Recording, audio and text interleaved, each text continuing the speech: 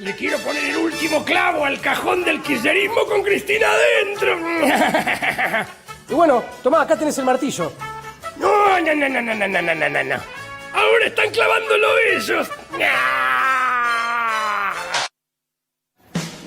Bienvenidos, bienvenidas, buenas noches. Gracias por sintonizar La Ley de la Selva, como cada lunes aquí en la pantalla de C5N. Hasta las 12:30, hoy tenemos un programón. En un rato voy a conversar, en vísperas de las clases públicas que va a haber mañana frente al Congreso y en la Plaza de Mayo durante todo el día, con una de las profesoras que se hizo viral dando sus clases públicas la semana pasada. ¿Aguanta la universidad sin los fondos que le retació el gobierno? ¿Aguantan los cursos con el presupuesto congelado que va a ajustarse más todavía el año que viene? En un ratito. Y viene Miguel Benazayag. Miguel Benazayag es una eminencia, un neurólogo, pero que también estudió biología y es psicoanalista.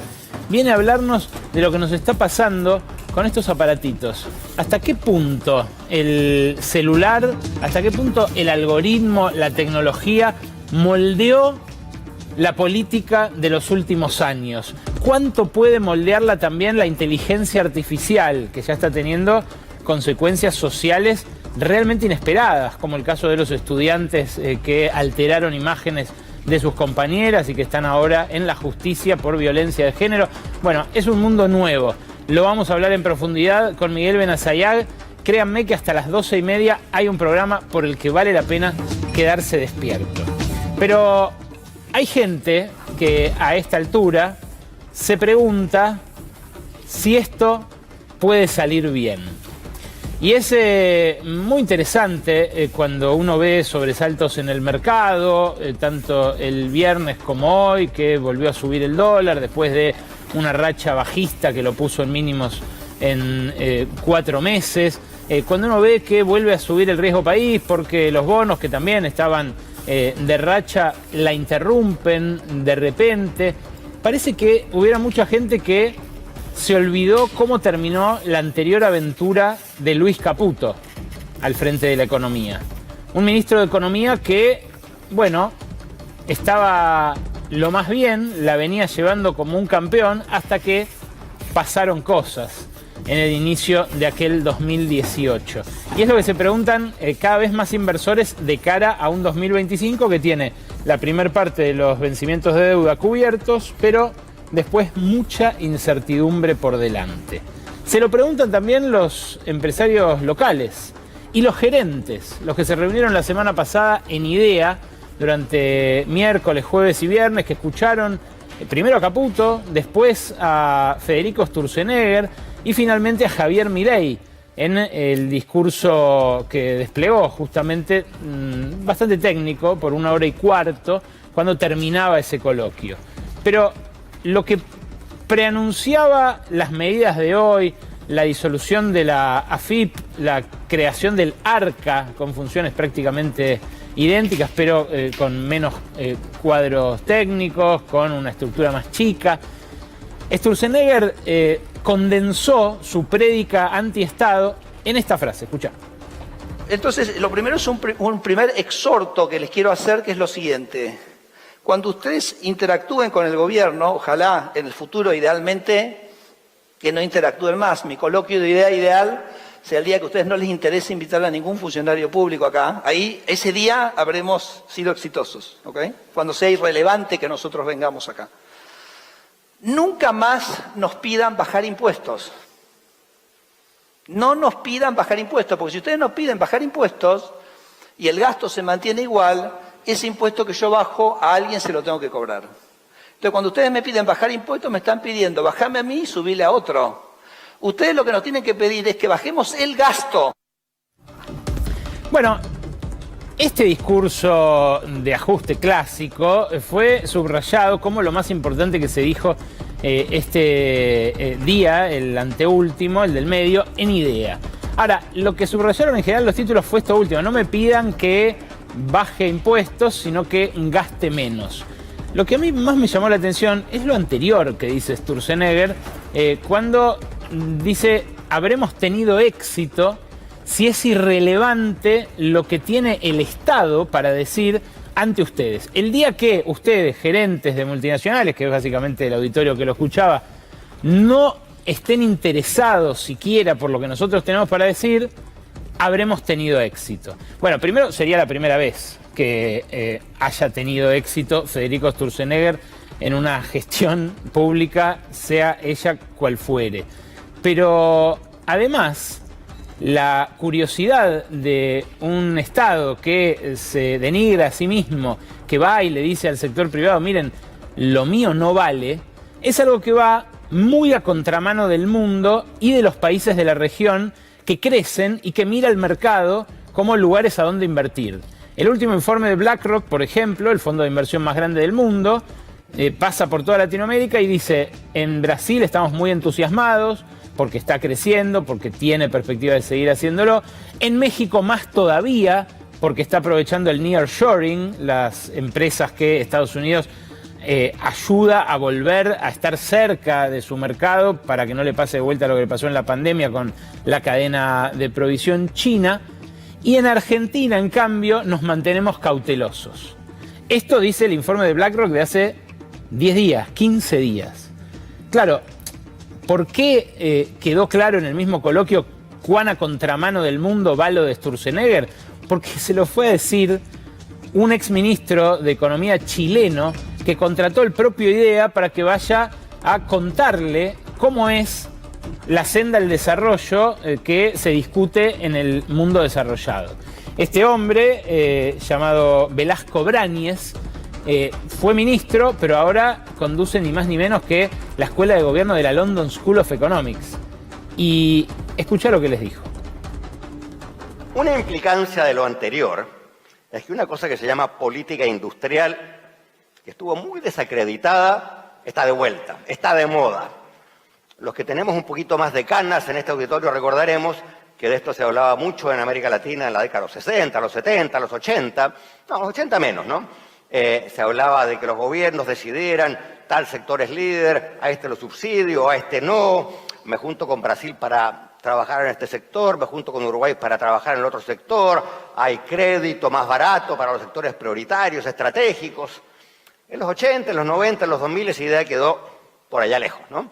Porque la gente más o menos concluyó, a veces bien, a veces mal, que esto era costoso, que era difícil, que los gobiernos a veces lo hacían mal, que había demasiadas presiones políticas, que abría la puerta a la corrupción, bla, bla, bla.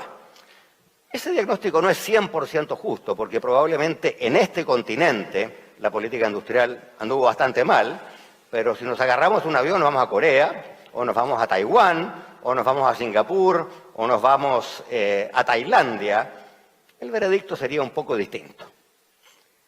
En todo caso, lo importante es que hoy día no estamos hablando de Taiwán ni de Corea, estamos hablando de Estados Unidos.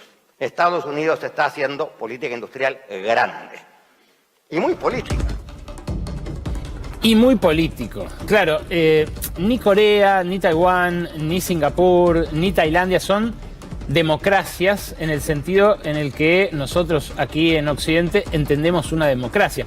Todos los ejemplos de desarrollo tardío, desarrollo después de la Segunda Guerra Mundial, fueron de la mano de políticas opuestas a las de Javier Milei hoy, pero además no compatibles con lo que, de vuelta, se entiende por democracia acá.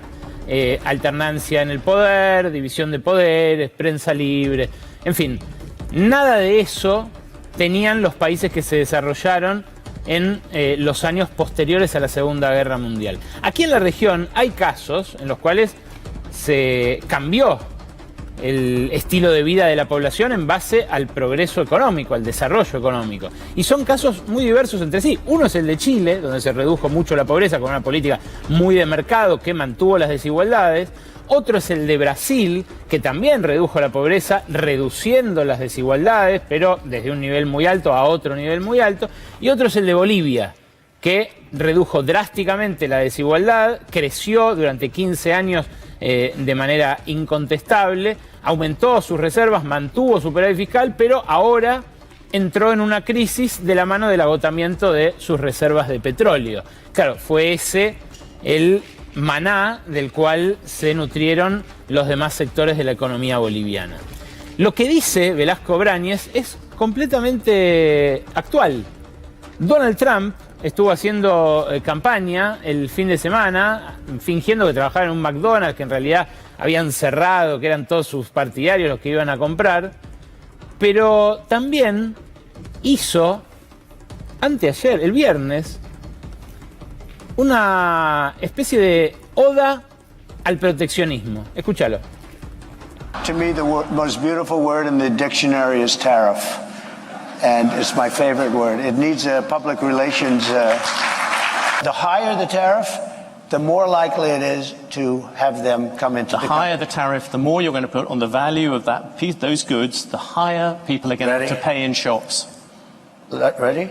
The higher the tariff, the more likely it is that the company will come into the United States and build a factory in the United States so it doesn't have to pay the tariff. That will take many, as you know, that will take many years. In fact, I'll tell you, you know, there's another theory is that the tariff, you make it so high, so horrible, so obnoxious that they'll come right away. Claro, Donald Trump ha hecho del proteccionismo su campaña. Y los aranceles, si bien son discutidos en Estados Unidos, porque es un país netamente importador que se benefician sus consumidores en caso de que bajen los aranceles, de que se abra más la economía, cambió esa visión después de la pandemia. Y por eso resultó Donald Trump reivindicado a la postre con esa política proteccionista. Milei dice que lo admira a Trump, que quiere que gane en las elecciones del 5 de noviembre, que ya empezaron en algunos estados, dicho sea de paso. Pero mira lo que hace. Lo que hace con los aranceles es exactamente lo opuesto a lo que dice que va a hacer Donald Trump. Los aranceles de neumáticos, por ejemplo, acaban de bajar a la mitad, los de motos de 35 al 20%, los de bicicletas de 35 al 20%. Estamos hablando de rubros, en este caso de productos finales, que tienen industria argentina y que muy probablemente dejen de tenerla a partir de la desprotección. Todo el tiempo la economía es una relación de costo y beneficio, en la cual aparece el costo de dejar sin empleo a gente, de que se dejen de producir cosas en el país, a cambio del beneficio de que sean más baratos esos productos. Ahora, toda esta rebaja de aranceles se da en un contexto en el cual ya los precios se acomodaron a nuevos niveles de rentabilidad, y lo veíamos la semana pasada en los balances de las empresas. Las empresas acomodaron sus colchones de rentabilidad en dólares a la nueva realidad. Entonces, es posible que tengamos el costo de las dos cosas. El costo de los productos caros en un mercado que, aun cuando pueda importar, está lejos de los grandes centros de producción, que tiene grandes fletes que pagar, que tiene otros costos asociados, no solamente los aduaneros, y que quizás se quede también sin producir esos bienes. Fíjate que una de las cosas que se rebaja ahí al final son las gafas de sol. Hay industria de anteojos, de armazones de anteojos y de gafas de sol en Argentina, y esto, que se produce justo antes de la temporada alta, justo antes del verano, puede significar el final de un plumazo para un entramado de empresas que son sobre todo pymes, y que en muchos casos se van a reconvertir a importadoras, como pasó en la anterior vuelta de Luis Caputo. El dueño probablemente se reconvierta y siga siendo empresario, pero los 20, 30, 50 tipos o minas que trabajen en esa fábrica se van a haber quedado sin laburo. En bienes intermedios y máquinas también bajaron los aranceles, y en algunos casos son rubros en los cuales Argentina es industria de punta. Argentina es industria de bienes de capital en materia agrícola, en materia de especialidades medicinales, tiene mucha industria de fábrica de alimentos, digamos, de maquinarias para producir alimentos, y todo esto que en Nokia, en Finlandia, sirvió para que nazca Nokia, por ejemplo, aprovechar la industria forestal para desarrollar una tecnología primero aplicada a lo forestal, pero luego aplicada a las telecomunicaciones. Bueno, son caminos del desarrollo que se van obturando de la mano de una apertura de vuelta a neto sentido contrario de lo que lleva adelante el planeta. Claro, la burguesía argentina, el empresariado más poderoso de nuestro país, está pensando en amoldarse a esa nueva realidad, a esa nueva Argentina con menos industria, con menos ciencia, con menos tecnología, pero quizás con más dólares. Esta mañana lo dijo Marcelo Mindlin, además de los más ricos de la Argentina, uno de los tipos más lúcidos del empresariado. A diferencia de Marcos Galperín, por ejemplo, que se mudó a Uruguay, de quien ahora vamos a hablar en un rato, Mindlin ha dicho públicamente: yo nunca me iría a pagar menos impuestos radicándome impositivamente en otro país. Pero fíjate lo que piensa del futuro de Vaca Muerta, uno de los hombres que más apostó a ese yacimiento no convencional. El sector proyecta que si se hacen estas obras de infraestructura que mencioné, la segunda parte del gasoducto y el nuevo oleoducto, el Vaca Muerta va a estar exportando en el 2030, 2031 casi tanto como todo el agro argentino. Imagínate el impacto que va a tener sobre los números macroeconómicos del país. Y bueno, estamos todos entusiasmados con eso y estamos todos trabajando con eso, con ese objetivo. Lograr que de acá 5, 6, 7 años Vaca Muerta aporte tanto como todo el campo argentino. Claro, es otro país con otros factores de poder, con otros equilibrios políticos, con otro centro gravitacional al cual se mueve el capital. Esa nueva pampa húmeda no es que va a coexistir y complementar a la pampa húmeda en tanto factor de poder, va a reemplazarla. Y lo saben empresarios como Paolo Roca, por ejemplo, que se está convirtiendo en la última década, muy paulatinamente, pero muy decididamente, de varón de la siderurgia a zar del petróleo y el gas. Porque un país que usaba acero, que tenía mucha industria, empieza a alumbrar otro en el cual la energía sobra y se exporta. Claro, es mucha la energía que hay en el subsuelo de Neuquén, ahí en la roca madre de Vaca Muerta. Pero esa energía puede o industrializarse localmente, por ejemplo, y fabricar fertilizantes acá para abastecer al mercado local y a Brasil, que importa también fertilizantes, o exportarse en barcos o en ductos como energía cruda, como hace Paraguay, que exporta energía desde hace muchísimo tiempo, pero también exporta gente. Claro, cuando uno tiene que calcular quién se queda con la renta petrolera, quién se queda con la diferencia entre el costo de producir un barril de crudo o un metro cúbico de gas en Argentina y lo que se puede vender, esa misma energía, se encuentra con distintas dificultades. No todo el mundo está de acuerdo en lo que es la renta petrolera. Hay gobiernos más pro mercado que dicen el precio es el precio internacional, otros que dicen no, tiene que haber energía primero para la producción local, para darle empleo, vivienda, calefacción a la población del país, y luego, en todo caso, aprovechar los dólares de la exportación de energía. Hay un trabajo que sacó la ASIG, la Asociación Civil por la Igualdad y la Justicia, una ONG para la cual han trabajado varios economistas muy piolas, entre ellos Gustavo García Zanotti, del MATE, un economista doctor en economía rosarino que de vez en cuando consultamos aquí, que trata de calcular la renta petrolera y cuánto se quedó el Estado en cada periodo de la historia reciente, tanto de Argentina como de otros países de la región. Mirá lo que encontraron. Acá tenés los países, Argentina restando los subsidios del propio sector hidrocarburífero, el promedio de América Latina y después Bolivia, Brasil, Colombia, Ecuador y México. En la época en la que hubo precios altos del petróleo y del gas, esa década entre 2002 y 2013, Argentina se apropió cerca del 40% de esa renta. El Estado argentino, los recursos fiscales. ¿Por qué? Bueno, era una época en la que se cobraban mucho retenciones. Esa renta era apropiada en mayor cuantía en los demás países. ¿Por qué? Bueno, porque cobraban más impuestos todavía y porque en algunos casos esa energía se producía con costos más altos. Claro, el Estado, cuando hay costos más altos y el precio es el mismo, puede apropiarse menos, lo mismo o más. Si se apropia lo mismo y el costo es más alto, la apropiación de renta va a ser superior. Ahora, fíjate lo que pasó en la época de los precios bajos. Después del 2013, 2014, después de la expropiación de YPF que marcó el puntapié inicial para Vaca Muerta.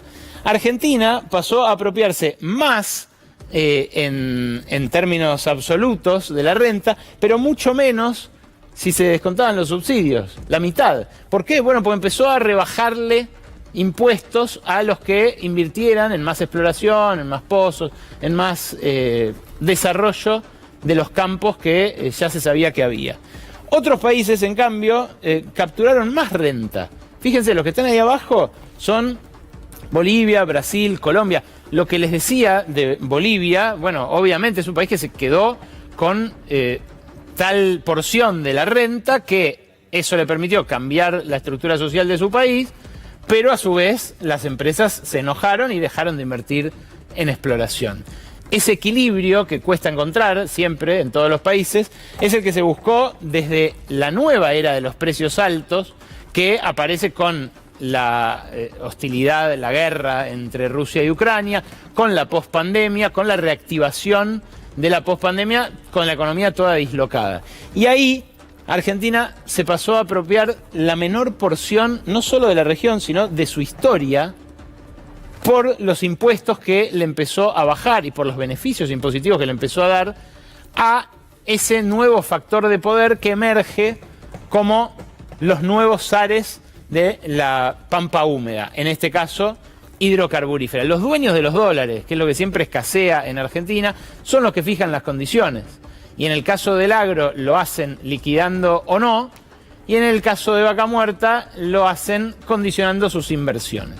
Claro, Milei, en idea, dio por hecho que se viene un vendaval de dólares. Algo que Mindin decía con más cautela. Puede pasar, dice, de acá 5 o 6 años, pero falta que pasen algunas cosas. ¿Qué dijo Milei? Esto. Yo les aviso, con todo lo que está pasando en materia energética, con todo lo que tiene que ver con oil and gas, lo más probable es que Argentina vaya, sin lugar a dudas, a un nivel de moneda mucho más apreciada. Es decir, ¿por qué? Porque hay enormes oportunidades en temas de oil and gas que claramente, respetando los derechos de propiedad, van a aparecer las inversiones. Y de hecho, el RIGI ya tiene anuncios por más de 50.000 millones de dólares de inversiones y muchas empresas ya están invirtiendo. Es más, muchas de las empresas ya están colocando deuda por debajo del 8% en dólares y mismo Pampa lo hizo a 5,75.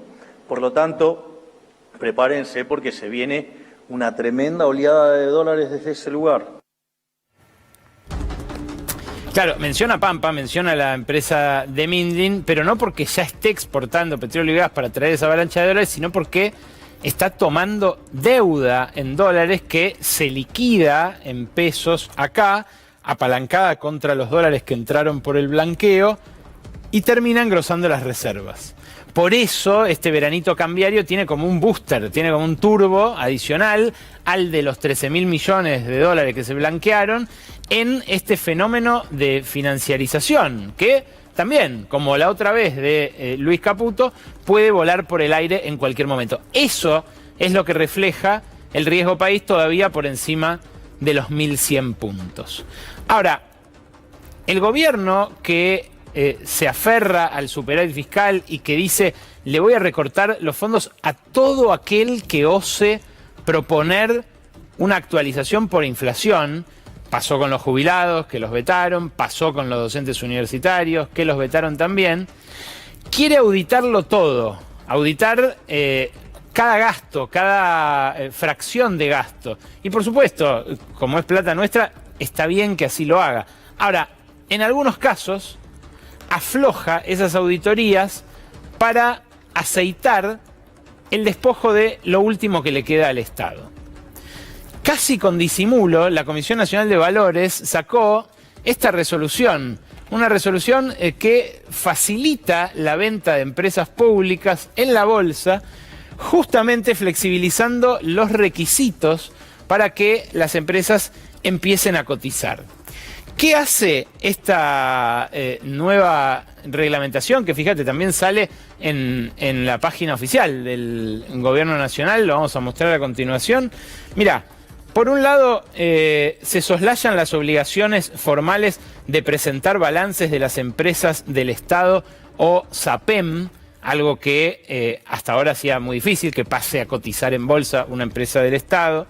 Se crea un periodo de excepción para la presentación de balances en formato tradicional, o sea, se relajan los requisitos contables para empresas que, dice, el gobierno tuvieron curros, o sea, doble contradicción, ¿no? Por un lado, menos auditoría para la privatización y por otro lado, menos auditoría sobre empresas en las que están diciendo ellos mismos que hubo robos.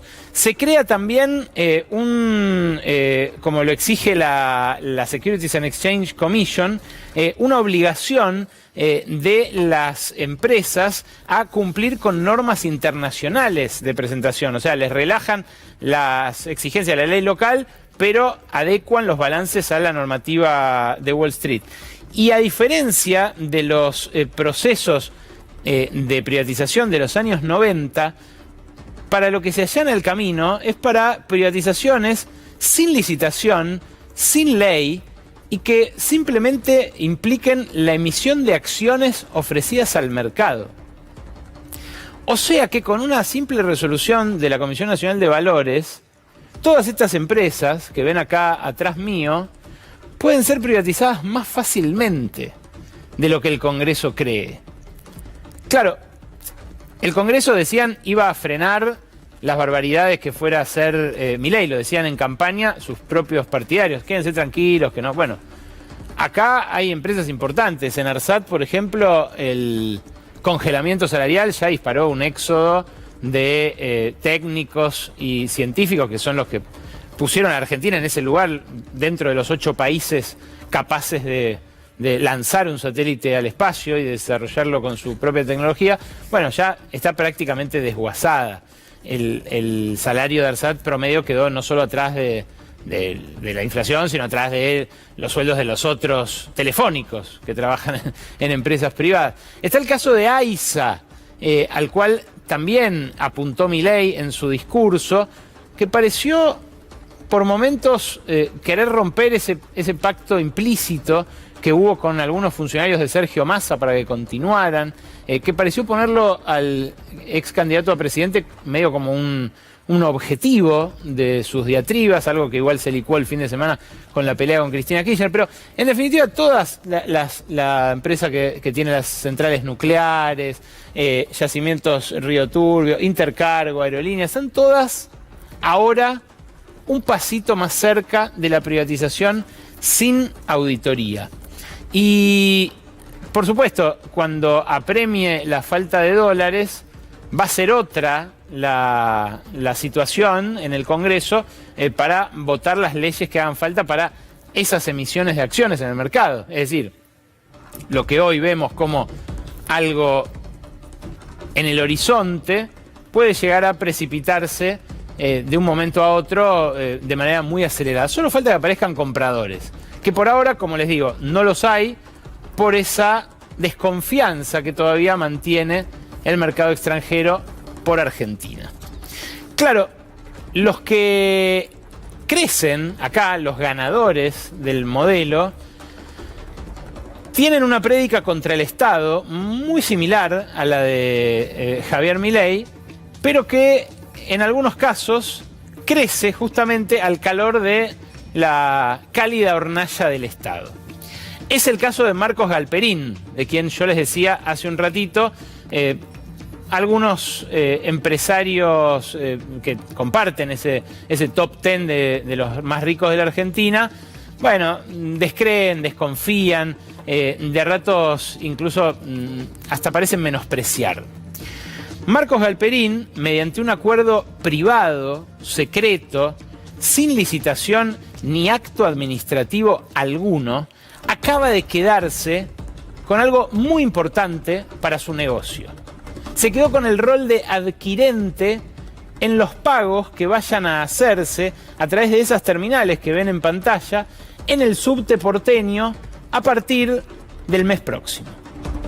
Emova, la empresa de subtes porteña, la ex Metrovías del Grupo Roggio, instaló ya 620 terminales de multipago, como esas que acaban de ver, que son molinetes con una validadora. Ahí ven a alguien apoyando una tarjeta, es la foto que promocionó Jorge Macri. Pero ahí también ven cómo se va a poder pagar con QR. En realidad, este prototipo que están viendo tiene un QR como el de los negocios. El que efectivamente se va a utilizar va a funcionar al revés. Uno va a mostrar el QR y el lector del molinete le va a cobrar.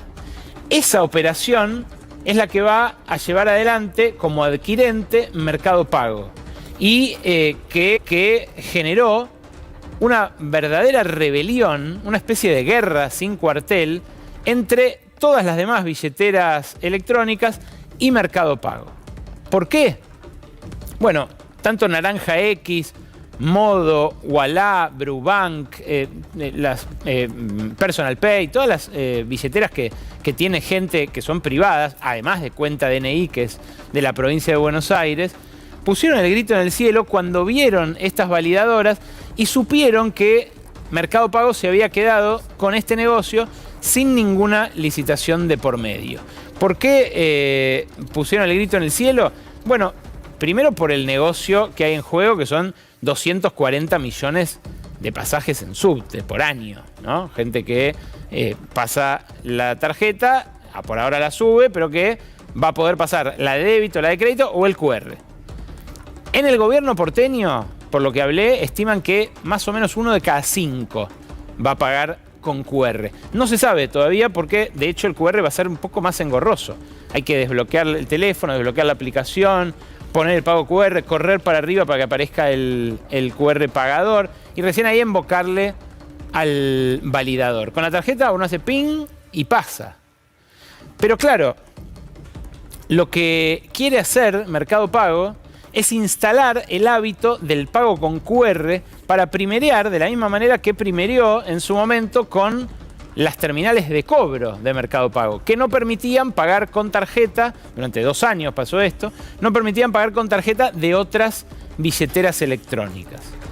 Al final el Banco Central tuvo que obligar a Mercado Pago a aceptar esa interoperabilidad, a aceptar ese QR, pero lo que dicen las billeteras es, che, va a sacar ahora de vuelta la misma ventaja. Y lo va a hacer además en el subte, que es un laboratorio perfecto para saltar luego a los 30.000 colectivos del área metropolitana de Buenos Aires, donde a partir del año próximo, enero-febrero, también se va a empezar a pagar de distintas maneras. Además de la SUBE, digamos, va a haber competencia. Claro, el negocio en juego, en realidad, lo más decisivo, la parte más jugosa, no es la comisión que puedan cobrar por pasar el QR. Lo más decisivo es la costumbre que puedan generar de pagar con el QR de Mercado Pago, pero además la principalidad, como llaman en las fintech, a la cualidad que tiene una billetera que uno abre constantemente. Cuando uno hace eso, es más probable que le termine contratando un seguro a esa misma plataforma, que le termine pidiendo un préstamo a esa misma plataforma, que le termine dejando la plata para trabajar a esa misma plataforma. En fin, un montón de servicios que es más probable que uno le compre a un entorno digital en el cual todos los días se mueve y todos los días usa por lo menos 2 veces para ir y volver del trabajo, para ir y volver al lugar al que habitualmente vaya. Claro, el tema, además, es quién le da este negocio a Marcos Galperín. Un Jorge Macri que quiere aliarse con Javier Milei, con quien además Galperín no oculta la simpatía que tiene. Tenemos por ahí la foto de el propio presidente cuando visitó las oficinas de Mercado Pago. Dio por primera vez en 5 años un reportaje, Marcos Galperín, para celebrar al presidente, para celebrarse a sí mismo, para celebrar sus coincidencias. Y todos los actores involucrados en este tema, que tiene que ver con las rentas del futuro, los negocios del futuro, tiene que ver con lo digital también, con lo que vamos a hablar en un rato con el doctor Benazayag, hacen esos actores todo mucho más sospechoso. ¿Por qué? Bueno, además de Galperín y estos vínculos, la operatoria del pago con tarjeta en el subte la van a manejar dos empresas. Una es Payway, que es de Prisma, la competencia como validadora y adquirente de Mercado Pago. La otra es OpenPass. OpenPass es una empresa con sede en Delaware, en la guarida fiscal de Delaware de Estados Unidos, que pertenece a un primo de Mauricio Macri. Primo también, por supuesto, del jefe de gobierno porteño. Se llama Fabio Calcaterra. Ustedes recordarán a Ángelo Calcaterra. Bueno, Fabio tiene un perfil mucho más bajo, pero en su momento, con esta empresa, hizo Monedero, que era el sistema de pago antiguo, anterior, del subte, que también funcionó como un negocio cautivo durante muchos años. Bueno, esta empresa, con sede en Delaware, es la que se va a ocupar de los cobros con tarjeta física o con la proximidad, el contactless, la tecnología NFC del celular, que también se va a poder usar para las mismas validadoras. Ahora, tanto unos como otros, lo que van a hacer va a ser manejar una montaña de datos que valen dinero, que hacen que estas empresas coticen más caro en la bolsa y por las cuales, me decía hoy un exfuncionario del gobierno porteño, me decía, por las cuales quizás hasta tendrían que garpar ellos. Al revés de que les pague el Estado para llevar adelante esa tarea, dado el volumen de datos que van a manejar y dado el valor económico que tiene esto, quizás tendrían que pagar ellos. Es el problema de no haber tenido nunca el desarrollo de una plataforma, un ecosistema digital público, como tiene Brasil, por ejemplo, para sus compras online. En Brasil es muy habitual que cualquier comerciante, por chiquito que sea, uno le pueda pagar con una transferencia, con un QR o con un medio electrónico. Bueno, eso es porque Brasil instaló una plataforma pública sobre la cual luego empezaron a jugar los privados. Bueno, acá esa plataforma está privatizada de entrada. Y Marcos Galperín, que ya pegó el zarpazo sobre los programas sociales este año, empezó a pagar con un programa piloto 20.000 planes sociales en marzo, ahora ya paga casi 400.000 programas sociales, quiere avanzar primero sobre las jubilaciones y después sobre los sueldos. Porque lo que intuye es que tanto en uno como en otro caso se le van a disparar los casos de uso. Estos casos de uso como el que genera el paso por el molinete en el subte y que le termina generando negocios muchísimo más jugosos y rentas que en el futuro se van a terminar de captar y que todavía hoy no somos capaces siquiera de cuantificar. En un ratito nada más, la interna del peronismo, por supuesto que está en el foco también. Lucía Isikoff nos trae qué va a pasar en las elecciones del año que viene, qué cambia con el sistema de boleta única, además, y qué interna dentro del peronismo catalizó ese cambio institucional. Por supuesto, hay internas que son autónomas, pero el sistema también influyó. En un ratito, Lua Isikoff. Está con nosotros Nadia Chiaramoni, que es profesora universitaria, biotecnóloga. Sos profesora en la Universidad Nacional de Quilmes. En la Universidad Nacional de Quilmes y egresada de la Universidad Nacional de Quilmes en grado y posgrado. Ah, mira vos. Y investigadora de la Universidad Nacional de Quilmes. Bueno, Nadia se hizo viral la semana pasada por una clase pública que dio, como mañana va a haber, mañana de 10 a 18, ¿en dónde, Nadia? En Plaza de Mayo va a haber un montón de clases de diferentes profesores universitarios, va a estar buenísimo. Bueno, hay que ir ahí. La tuya fue sobre biología molecular. No, sobre química. Yo soy profesora de química y juego con estos modelitos que tienen una historia también, ¿no? O sea, los chupetines. Los chupetines estos, si vos los ves, están baqueteados. Si vos los ves de cerca, están como, ya tienen algunos átomos se me caen y ese tipo de cosas, pero son los modelos que usaba. Mostrale la cámara si que se ve. Sí, son todas estas bolitas que ya hay algunas que ya están por la mitad, pobrecitas, no pueden más. Pero tienen una historia muy linda. O sea, nosotros usamos este tipo de modelos para explicar cómo interaccionan los átomos entre sí, cómo se enlazan unos a otros. Sí. ¿A qué más me costó de quinto año? ¿Te costó? La química molecular, sí. Ah, y bueno, a mí... Orgánica es esa, ¿no? Esto es inorgánica en realidad. Todo le pifio. Bueno, no importa, no importa. Yo doy química inorgánica y analítica, que es cuantificar cosas como muy precisamente. Sí. Y en general los estudiantes un poco la odian, pero bueno, yo se las trato de hacer entretenidas. ¿Qué estudian tus estudiantes? Mis estudiantes son de licenciatura en biotecnología o de ingeniería en tecnología de los alimentos. Mirá. Entonces, la química muchas veces la consideran un poquito un escollo. Es una de las primeras materias que cursan. Entonces, intento hacérselas un poco más llevadera. No siempre lo logro, pero bueno, yo lo intento. Pero estos modelos tienen una historia particular. En realidad, en la universidad, yo creo que estudié con estos mismos. O sea, son viejos. Yo entré a la ese mismo ejemplar. Con este mismo ejemplar. Yo entré a la universidad en el 96. Y me recibí el 19 de diciembre del 2001, así que... ¿En serio? Te juro, o sea, estaba mi familia esperando para tirarme huevos y el país se venía abajo. Mirá, y en esa época en la que los científicos se iban a manejar taxis o a otros a lavar países, los platos. O a lavar los platos, ¿qué te movió a ser biotecnóloga? A ver, yo empecé a estudiar, yo lo que quería estudiar era genética. Me gustaba eso. En los 90 no estaba la carrera de genética acá en Buenos Aires, te tenías que ir a Rosario o te tenías que ir a Misiones. Yo soy de Quilmes. Y me acuerdo que un preceptor mío me dijo, ¿por qué no te fijas en la Universidad de Quilmes que dan biotecnología? Que si bien no es genética, es más amplia, tenés más herramientas y te queda cerca de tu casa, que no es algo menor. Y esto realmente no es algo menor.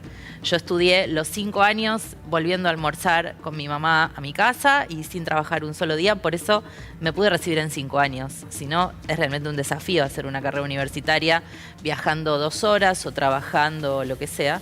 Entonces, bueno, fui a la universidad, que en ese momento eran galpones, creció mucho desde los 90 hasta ahora, y me enamoré de la universidad. ¿Eran ricos tus compañeros? ¿Eras rica vos? Sí, todos, imagínate, todos íbamos... los fines de semana nos turnábamos a ver quién ponía el yate. Sí. Eso pasa hoy también, mis alumnos, imagínate. Sí, ¿no? Llenos de plata. Fortuna tienen. Bueno, te pregunto porque parece estar en discusión eso mismo, ¿no? Exactamente. La idea de una universidad para alguien que vive en Quilmes. Exactamente, sí, para alguien que vive... A ver, hay muchas universidades ahora en el conurbano, está la Jaureche, digo, y das un montón de oportunidades realmente a gente de la zona. Yo hablaba bueno, en la Universidad de Quilmes también hay carreras que tienen que ver con la programación. Esas carreras se dan en La Plata, pero en Quilmes hay un montón de gente que las viene a cursar porque realmente le queda más cerca, vive más cerca, y eso te hace ahorrar tiempo, ahorrar plata. Es realmente un cambio que la universidad quede en tu barrio y que se ancle a tu comunidad. Hay un aviso que nosotros vimos a través de las redes sociales, pero que no sé si será verdad, te lo quiero preguntar a vos, que sos de ahí, de Quilmes. Están empezando a levantar cursos.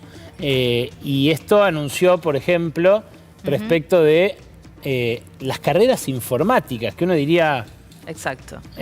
Son la carrera del futuro, van a generar dólares, es gente que gana en dólares, no sé. Lo que está pasando con esas carreras en particular, hoy en día los alumnos que cursan carreras relacionadas a informática en la Universidad de Quilmes representan el tercio de los alumnos que concurren de manera presencial. Y conseguir docentes para esas materias, para esas carreras, es muy complejo porque los sueldos son muy bajos frente a otros sueldos que ellos pueden ganar en el ámbito privado. Entonces, queda todo en, tenés una vocación y sos un copado que viene a dar clase. Y es muy difícil conseguir profesores para esas materias, además de la infraestructura que tenés que tener. Tenés que tener computadoras, hardware, un montón de cosas. Entonces, por eso se restringe el ingreso. Por eso ahora se restringe el ingreso, porque ya no se puede manejar bien a los 5.000 que están, que representan el tercio de los alumnos que concurren presencialmente a la Universidad de Quilmes. Entonces, no se podría manejar el ingreso de nuevos estudiantes. El año pasado creo que se anotaron alrededor de 1.300 y se espera que se anoten muchos más ahora. Entonces, realmente no se puede manejar ese flujo de alumnos. Por eso, lamentablemente, y debido al recorte presupuestario, se decidió cerrar el ingreso a nuevos estudiantes. Es tremendo. El presupuesto lo tenemos en un gráfico de un estudio que hizo justamente un economista de la UBA, Javier Curcio. Es inédito por lo bajo el presupuesto en términos de PBI que pone la nación en educación. Las dos últimas son este año y el presupuesto de 2025, que es más bajo todavía. Totalmente. Esto no incluye lo que se gasta en las provincias, que es el grueso de la inversión educativa, pero sí incluye las universidades. ¿Qué ciencia se hace en la región, en otros países donde no hay un Estado que banque las universidades o que banque al CONICET? Digo, ¿hay un término medio entre lo nuestro y lo de Europa o Estados Unidos, que son los sistemas científicos que busca emular el CONICET? Es que en realidad el Estado está presente, más allá de que te digan, no, es todo privado en Estados Unidos, el Estado está presente. Hay agencias estatales muy fuertes financiando la investigación. Siempre se agarran, no sé, de la NASA. Sí. Y la NASA es el gobierno, ¿me Claro. entiendes? Sí, es el Estado. El Estado siempre es muy fuerte y el Estado es el primero que invierte. Si vos pensás, no sé, en el desarrollo de medicamentos, te dicen, bueno, anda a un privado que te desarrolle, pero un medicamento, desde que vos se te ocurre o lo empezás a desarrollar en el laboratorio hasta que lo podés vender en una farmacia, quizá transcurren 15 años. Y es un riesgo muy grande que ninguna empresa adopta. Ninguna empresa va a decir, bueno, voy a invertir un montón de plata porque sé que de acá a 15 años capaz la recupero. No. ¿Y en otros países de la región cómo funciona eso? ¿O no hay ciencia directamente? No, en otros países de la región lo que hacen es también interaccionar las empresas con las universidades. Las empresas van a las universidades a buscar los desarrollos.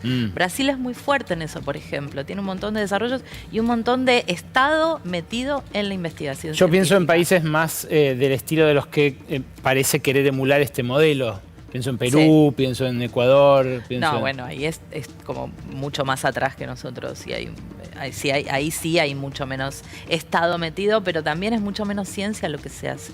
Y no hay científicos tampoco. No. ¿Se van? Sí, demasiados no hay.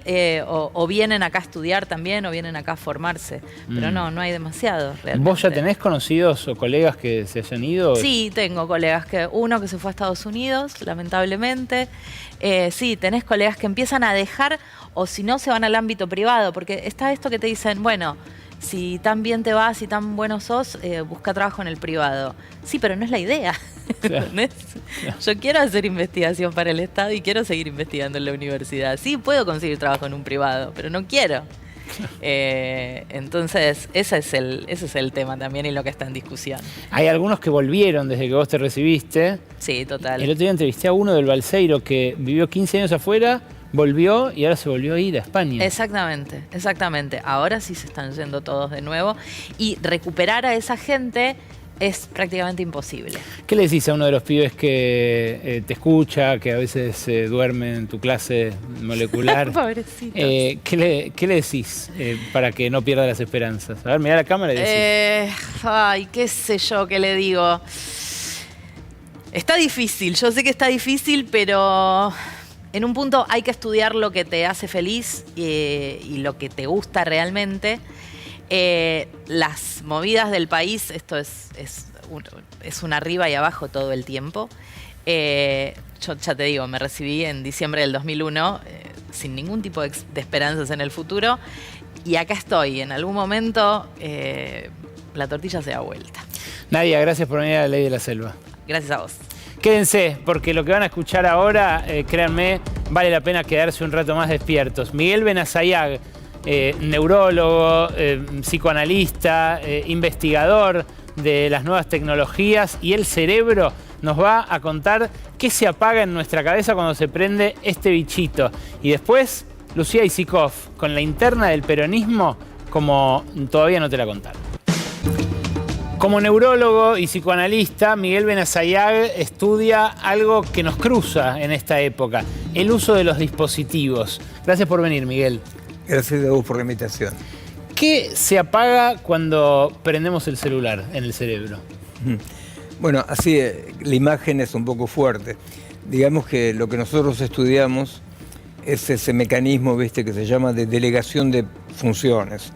O sea que Cuando yo estoy utilizando el celular, lo que nosotros constatamos es que en realidad más que yo utilizar el celular me entrampa dentro de su funcionamiento. A En ver. realidad, o sea, claro, lo que es visible del celular es que yo me comunico, yo busco una información. Entonces, digamos que la ilusión que queda es de que yo estoy en el centro utilizando técnicas, ¿no?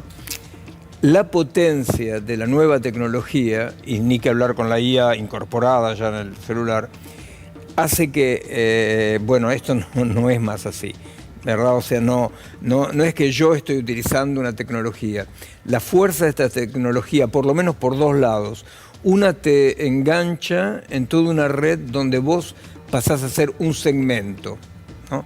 Y segundo, de un punto de vista justamente neurofisiológico, en realidad el intercambio con estos aparatos no actúa con un cerebro integrado, sino que captura circuitos de manera modular, ¿se entiende? Yo digo esto en el sentido de comprender que yo entiendo que no podemos ahora explicar esto. Yo avanzo esto para que la gente busque. Realmente yo no puedo explicar esto ahora. Pero me parece importante tener en cuenta que de un punto de vista de la investigación estamos totalmente del otro lado de la idea de alguien, un sujeto que utiliza un útil para algo. Usaste una palabra que es delegar. Sí. Cuando delegamos en el teléfono, vos la otra vez que te entrevisté, a principio de año, cuando estuviste también aquí en Argentina, Miguel vive y trabaja en Francia, me decías que los circuitos cerebrales cargados de ubicarse en el espacio, encontraste que funcionan distinto desde que hay mecanismos de geolocalización y mapas interactivos en el celular. Claro. Esto yo lo había notado ya en mi vida, porque no hay lugar al que no vaya sin prender la geolocalización. Eso, viste, como nuestras investigaciones no son muy consensuales, viste, o sea, no es Google o qué sé yo que nos va a pagar. Claro. Nosotros hacemos, entonces, bueno, esto fue una investigación que fue hace como 20 años y que después se reprodujo cientos de veces, 120, 130 veces. Pusimos dos grupos de choferes de taxi a manejar, uno en París y otro en Londres, que son dos ciudades laberínticas, ¿no? El de Londres manejaba sin GPS y el de París con GPS. Al cabo de 3 años, todos los miembros del grupo de París tenían núcleos subcorticales que se ocupan de cartografiar el tiempo y el espacio atrofiados. ¿En serio? Claro, pero ¿por qué? Porque resulta, viste, la plasticidad cerebral, lo que nos enseñó, es que contrariamente a lo que pensábamos, el cerebro y el sistema neurofisiológico actúa como un músculo. Si vos lo usás, se desarrolla; si vos no lo usás, se atrofia. En realidad, la delegación de funciones es un mecanismo biológico normal que trae un reciclaje de la zona liberada. Pero estos son cientos de años. Claro. O mucho tiempo, digamos, ¿verdad? Claro, pero atrofiar es un concepto fuerte, ¿no? O sea, bueno, lo que preguntaban estos choferes de taxi, nos preguntaban muy preocupados, el proceso es reversible. Claro. Y nosotros totalmente honestamente decíamos, es reversible, pero como ellos iban a seguir manejando con el GPS y que iban a cada vez más delegar funciones, objetivamente no creo que se haya revertido el proceso, ¿se entiende? Bueno, eso es interesante por la consecuencia política que trae. Uno no se puede negar a la tecnología. Lo que vos venís señalando respecto de cómo las tecnologías nos hacen funcionar en vez de existir, cómo cambian la propia lógica del ser, no es algo que se pueda elegir no hacer, ¿no? No. Yo creo sinceramente que, bueno, la imagen que yo uso es: no podés mirar el futuro con un retrovisor, ¿entendés? O sea, no podés decir qué lindo el mundo de antes, son pavadas eso. Esto es el mundo que hay, la irrupción de esta potencia que solamente es comparable con la invención de la escritura, revoluciones totales, ¿no? Que dan una potencia enorme a la especie humana. Esto es irreversible, esto está acá para quedarse. El problema es que por el momento no hemos domesticado esta potencia, ni mucho menos. Entonces hay dos cosas, de un punto de vista totalmente frío, digamos. la difusión masiva. Todo el mundo, en todos lados, está con esta interfase con el mundo, que te aleja del entorno. Y la rapidez, que impide que haya mecanismos de regulación. Eso es lo que uno puede decir más allá de toda posición, no es tomar posición esto. No, claro. Todos los colegas constatan esto. Lo que pasa es que la mayor parte de los colegas, yo quiero esperar que de buena fe, dicen, bueno, es así, es una mutación. El cerebro humano, lo humano, no se ocupará más de un montón de cosas.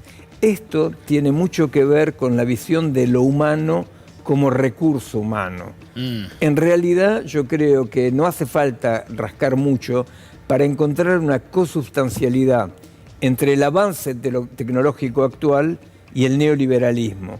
A ver.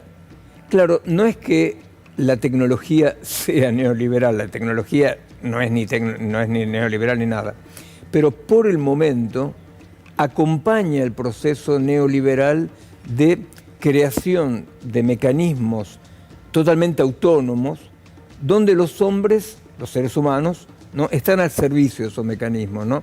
Por ejemplo, vos agarrás en la bolsa de valores, ¿viste? Vos no tenés ningún trader que él decida nada, ¿viste? O sea, te imaginas que ellos consultan las Big Data y siguen lo que la inteligencia artificial dijo. Bueno, en realidad, por el momento, la inteligencia artificial y el desarrollo del neoliberalismo, que van así muy mancomunados, por decirlo así, hacen parte del nuevo panorama donde los seres humanos experimentan niveles de impotencia. ¿Ves? Esa tristeza que sienten nuestros contemporáneos, que sentimos. Pero ¿y qué se puede hacer?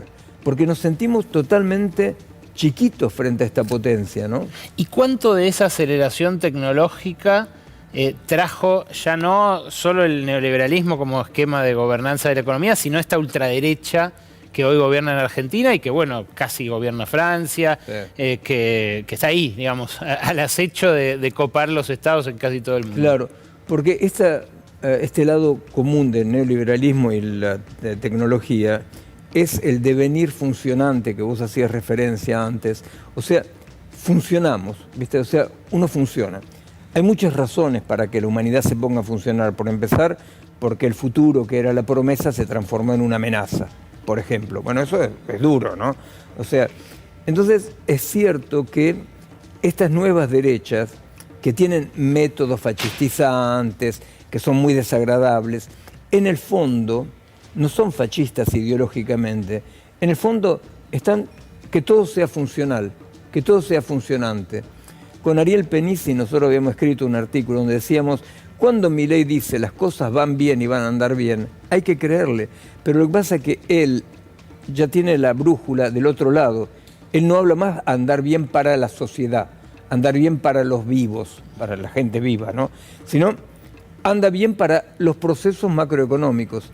¿Se entiende? O sea, hay una especie de funcionamiento que se autonomiza donde estos poderes fascistizantes, de derechas duras, están ganados por este puro funcionamiento. O sea, Milei es el representante así de esta especie de robotización funcionante, donde la cuestión del sentido, la cuestión de para qué, del existir, ¿no? Del existir, son pavadas. Cuando vos hablás con un colega totalmente neutro y buena persona, colegas míos, digo, investigadores, sí, ellos te dicen las cuestiones del sentido, las cuestiones de para qué, de significado, todo eso se acabó. Vamos hacia la exactitud del algoritmo. Es bastante interesante ver cómo de todos lados hay este devenir funcionante, ¿no? Donde está atrapada la vida. Claro, y además no extraña en ese contexto la amistad entre Javier Milei, por ejemplo, y Marcos Galperín, un zar de las plataformas local. Claro, por supuesto. Trabaja, digamos... Es el mismo proyecto, ¿no? Ese proyecto funcionante donde no hay ni ética, ni moral, ni proyecto político. ¿Y cuánto cambia la inteligencia artificial eso? Porque estamos encontrándonos con problemas nuevos. Desde que vos viniste la vez pasada, que hablamos, pasó en varias ocasiones. Ya hay un caso bastante avanzado en Córdoba, otro que estalló la semana pasada acá en San Martín. Quizás haya otros en Europa que vos conozcas y yo no. De estudiantes que, por ejemplo, con inteligencia artificial trucaron las caras de compañeras suyas sobre actrices porno en actos sexuales. Entonces viralizan la imagen falsa de una nena de 15 años o 16 años o 13 años teniendo sexo, le generan un daño emocional tremendo con algo que nunca existió y que tampoco estamos seguros de qué delito o qué tipo de violencia implica. Sería.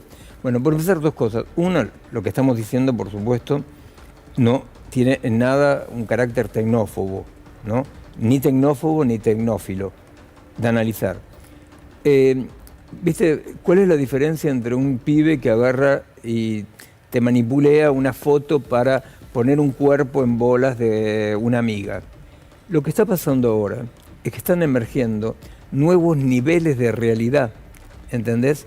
No es más el tipo que hizo algo falso, ¿se entiende? O sea, el tipo que agarró y manipuló una foto para hacer creer que era la chica, él está creando algo falso con respecto a algo verdadero. Lo que está emergiendo ahora con la inteligencia artificial son nuevas dimensiones de la realidad, ¿se entiende? O sea, no podemos considerar que el cuadro que hizo la inteligencia artificial, bueno, esto que vos contás, las noticias, entre comillas, falsas, no se puede considerar que eso es falso con respecto a una realidad, que esa sería la realidad. Porque lo que se desdibujó es la realidad. Claro. Lo que pasa es que hay una especie de difusión, o sea, se vuelve mucho más como humo, ¿no? Donde la realidad se convirtió en una cosa mucho más compleja que tiene que incorporar estas nuevas dimensiones, ¿entendés? Eso sí que parece jodido de desarmar, ¿no? A mí me parece que eso nosotros tenemos que estudiarlo. Porque por el momento hay fascinación, pero no hay extrañeza, ¿viste? Decir, pero esto es raro. Es que la crítica también es otro gran ausente de esta época. Absolutamente. Entonces yo digo, yo creo sinceramente que nosotros tenemos que darnos cuenta que, bueno, que emergieron nuevos niveles de realidad. Eso, o sea, vos agarrás y decís, en el ejemplo este horrible que vos contás, está la chica, que ella nunca hizo ni nada de eso, pero lo creado por la IA son dimensiones de realidad que capturan partes de la chica, ¿entendés? Bueno, nosotros tenemos que tratar poco a poco de pensarlo. Yo te digo, en realidad, vos me invitaste amablemente, ¿viste? Hace 4 meses cuando estuve acá. Yo lo que veo de manera, yo no soy muy optimista, pero yo veo de manera bastante alegre que la gente empieza a despertarse, que la gente empieza a decir, no es tan evidente, ¿viste? O sea que no hay solo fascinación. Hay gente que empieza a darse cuenta que no es solo fascinación. Mira, te digo, para pasar un chivo. Sí. Por ejemplo, este lunes, ¿viste? En la defensa de la universidad pública. Sí. Vamos a José Cepaz el lunes a la tarde, ¿viste? Con Ariel Penisi. Sí. ¿Y cuál es el tema? Bueno, estamos hablando de universidad pública, estamos hablando de política, etcétera, pero el tema será, efectivamente, el avance de toda esta nueva tecnología, ¿no? Miguel, gracias por venir a La Ley de la Selva. Gracias a vos una vez más. Ustedes quédense porque todavía falta la interna con los datos de Lucía Isikoff. Antes, la ley del gallinero.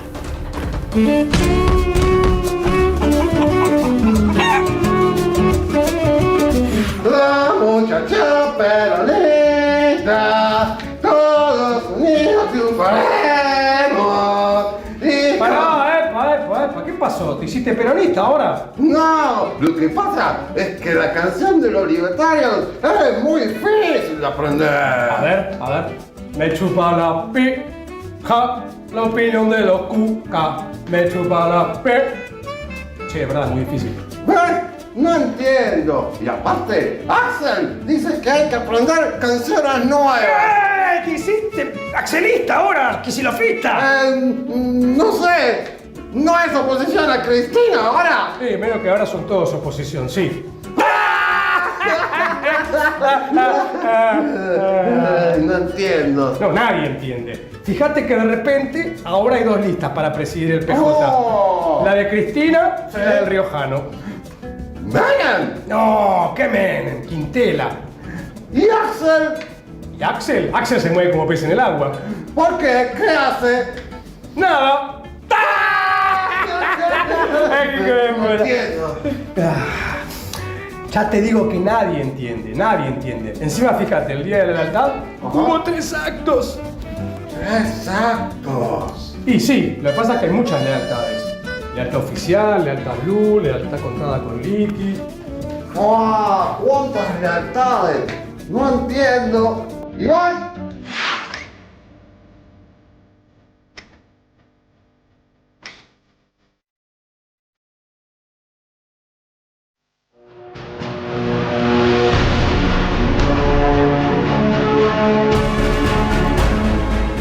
Ya te dieron el pie los gansos, Lucía Isikoff. Bienvenida, buenas noches. ¿Qué tal, Ale? Buenas noches. Bueno, el año próximo cambia la forma en la que vamos a votar, cambia el sistema electoral. En realidad ya cambió, pero se va a aplicar por primera vez la boleta única de papel. Vos me decís, bueno, se va a aplicar en términos nacionales. Después cada distrito, cada provincia o cada distrito va a ver cómo se vota en cada lugar específico. Ahora vamos a entrar en ese detalle. Pero, Ale, no hay que subestimar este cambio porque lo que va a cambiar con el sistema electoral es toda la lógica de la campaña. Y esto tiene una incidencia en la ruptura de Cristina con Kicillof y cómo se va a reorganizar, cómo se va a reordenar el peronismo. No es que esta discusión rompe en Cristina de Kicillof, está claro que es una interna que viene desde hace mucho, pero hay algo de envalentonamiento, podemos decir, del entorno de Kicillof y de algunos intendentes de la provincia, de decir, gracias al cambio electoral ya no vamos a depender de la lapicera del Instituto Patria, no nos van a imponer candidatos, ahora vamos a ver bien por qué. Entonces hay algo, ¿no?, de esta idea de emancipación del Instituto Patria y de Cristina, que los intendentes creen que, la mayoría de los intendentes, algunos no están a favor de la boleta única, pero creen que les va a jugar a favor. Qué interesante, porque en general se agota en lo subjetivo esta discusión, ¿no? Que si tal dijo tal cosa, que si la afiliación. Lo que vos estás poniendo sobre la mesa es un cambio en la lógica en el distrito más importante electoralmente en la Argentina. Exactamente, en la provincia de Buenos Aires, porque Axel Kicillof tiene distintas opciones. Primero miremos una boleta única de papel. Ah, dale. Y esta es la que te voy a mostrar ahora, es la boleta que se presentó un proyecto en la legislatura bonaerense, no está aprobado, no está tratado todavía, muy similar a la que se aprobó en el Congreso. Para entender, ¿no?, la lógica, la presentó la oposición, la coalición cívica, el PRO, el radicalismo. Tiene que tener el visto bueno de Kicillof y del peronismo para poder, o al menos de un sector, ¿no?, como para que se pueda aprobar, así que en definitiva va a depender de Kicillof. Vos acá lo que tenés son, arriba irían los partidos políticos, sí. Así esto es lo mismo que se aprobó en la Nacional, ¿no? Es un ejemplo. Los partidos políticos van arriba y después los cargos que elegís van en lo horizontal, ¿no? En lo vertical tenés los partidos, en caso de que haya interna, imagínate varios del mismo color, de estas verticales que te estoy mostrando. Y vos vas a tener que poner una crucecita en cada tramo, o si alguno lo puedes dejar en blanco si no lo querés votar. Pero en cada tramo tenés que llenar uno solo de las Claro, mira, fila. acá te pone gobernador y vicegobernador, sabemos que no se elige el año próximo, pero es un modelo, ¿no? Sí. Entonces vos, en gobernador, vicegobernador, votás violeta. Sí. En diputados y senadores votás naranja. Digo, se desarma mucho la estructura partidaria porque vos podés hacer una cruz en cualquiera. Lo que se votó en Nación, hay que ver cómo se vota en la provincia, pero estimo que será igual, sacaron la posibilidad de votar, lo que ves ahí arriba, lista completa. Poner lista completa y poner uno de esos. La sacaron en Nación. ¿Por qué? Por la negociación con algunos gobernadores con lógicas provinciales. Hablo de Beretilnec, hablo de algunas provincias donde dicen, no, en la presidencial no va a jugar en contra. Si nosotros no tenemos un candidato presidencial, quedamos muy diluidos. En esa negociación con la Rosada se decide sacar la lista completa.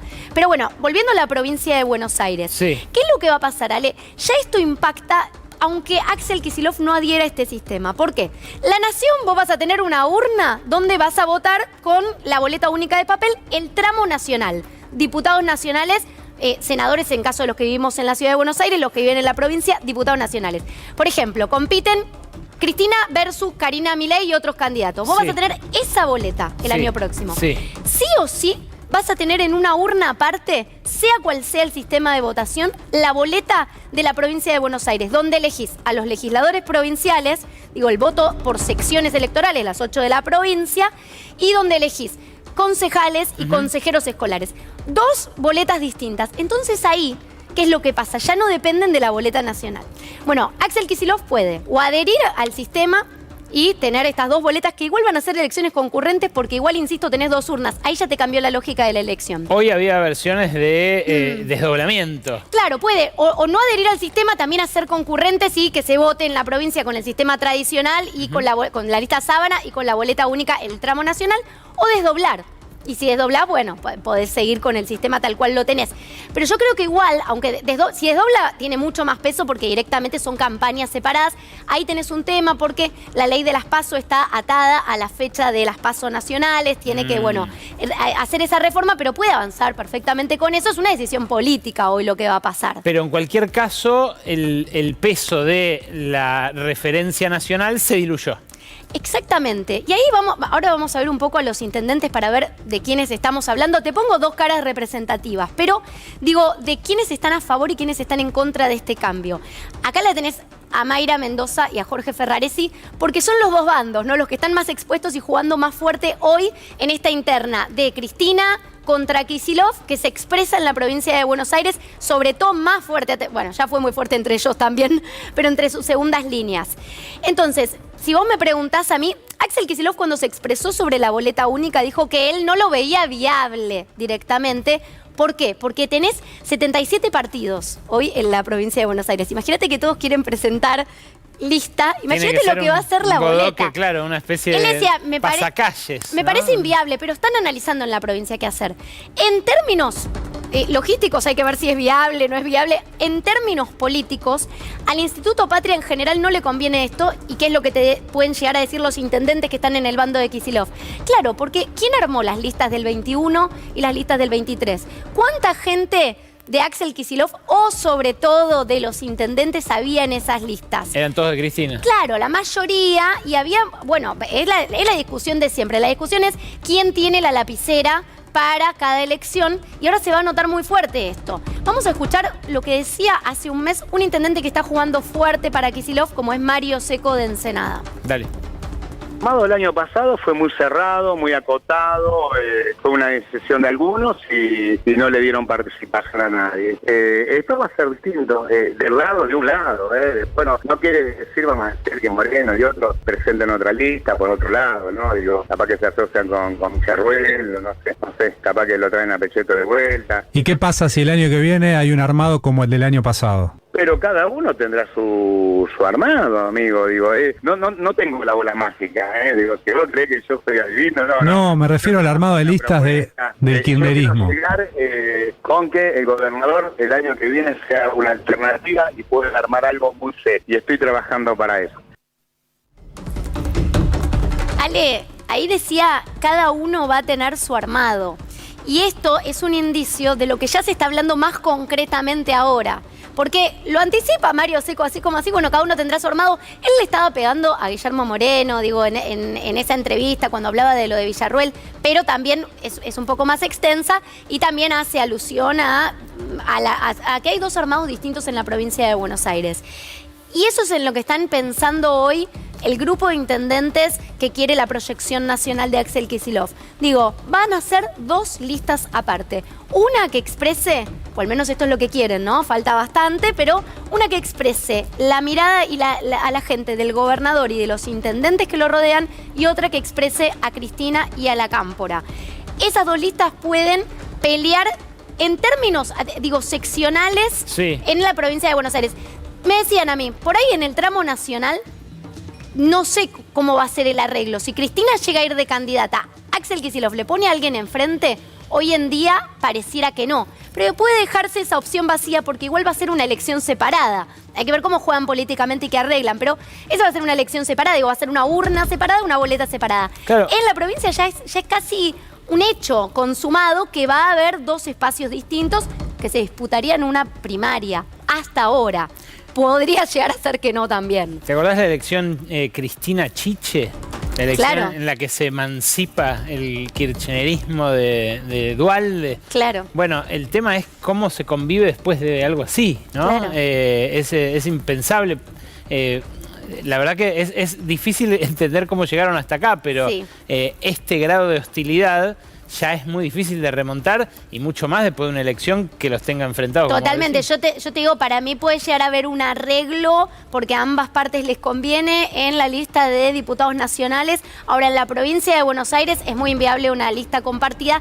Vamos camino a esto, a ver 2 listas donde se exprese bien y ahí los intendentes dicen, tenemos todas las de ganar por, bueno, algunas cuestiones que todavía no nos metimos demasiado en el tema, ya lo vamos a ir viendo, pero ¿qué es lo que implica esta boleta única? Bueno, la posibilidad de que quien encabeza sea la persona más conocida en su propio territorio y la pueda militar, ¿no? Que te pongan a alguien de afuera, Claro. que nadie conoce ese nombre en tu distrito, ¿no? Es un foco muy interesante. Gracias, Lu Aisikov, por esto.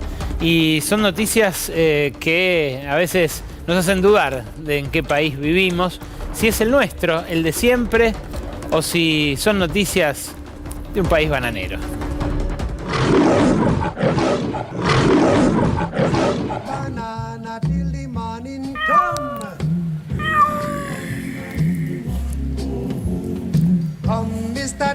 ¿Cómo está mi leoncito favorito?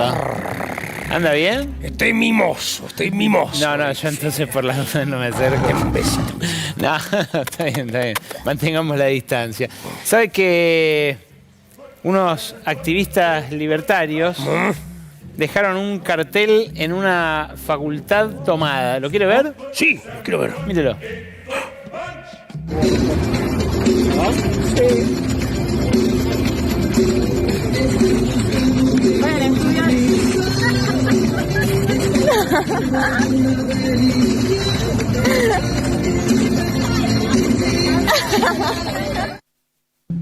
Me parece que habían escrito vayan con Elie. Abran las escuelas. ¿Se da cuenta, Berkovich? Mire lo lejos que ha llegado, no me había dado cuenta yo. Lo lejos que han llegado las ideas de la libertad. Sí. Que las nuevas generaciones de libertarios están rompiendo las cadenas que nos impone la casta ortográfica. ¡Viva la libertad, carajo! No es una... La regla... Bueno. El respeto irrestricto a escribir como el ojete. Bueno, tengo otra noticia bananera que habla de la juventud también, pero en boca de Patricia Bullrich. A ver. La realidad no es la realidad que ustedes están diciendo ahora. El policía no gasea a la niña. El policía está mirando para otro lado y levanta la mano.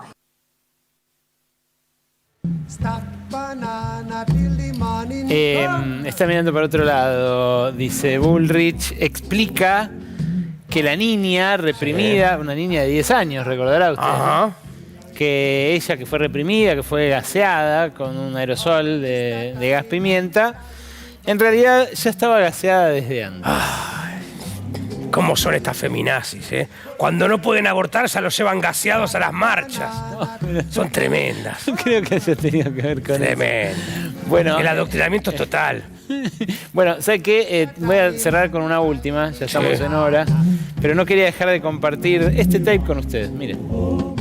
Nosotros, en primer lugar, teníamos claro que por el tipo de ajuste que estábamos haciendo, era muy probable que el impacto más fuerte se sintiera durante el primer trimestre. Por lo tanto, también era importante hacerlo durante vacaciones, para que la gente no se enterara tanto. Qué gran corazón, ¿eh?